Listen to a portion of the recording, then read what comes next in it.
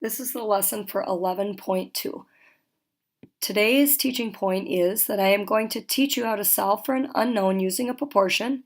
We solve using proportions because it's an effective strategy to get the correct answer with the appropriate label. So let's go back to the notes from yesterday, and we're going to just complete this very last one. So remember, yesterday we talked about that if we have a scale factor, my ratio has no labels. We also talked about that the scale could have different units, but my scale could also now have the same units. So we're going to look at an example of that. So this time my ratio is 2 centimeters to 8 centimeters. And it tells me the actual size was 25 centimeters. Question is, what's the size of the model? So write the scale as a ratio with labels. 2 centimeters to 8 centimeters. Set up a proportion, add the other number and label. It says the actual is 25 centimeters. Actual goes on the bottom, 25 centimeters.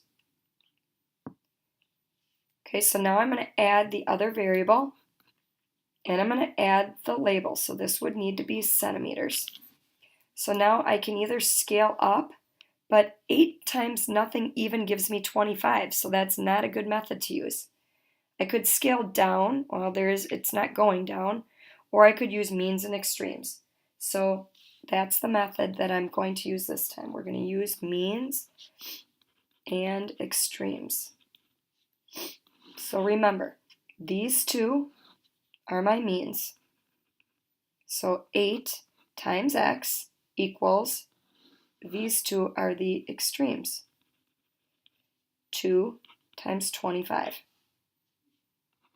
Okay, 2 times 25 is 50. Simplify, divide each side by 8. I divide by 8, I get x is 6.25. But now I want to look back so that I get the right label. It's 6.25 centimeters. Okay, check that the answer is represented with appropriate units. That's appropriate units, so we're done.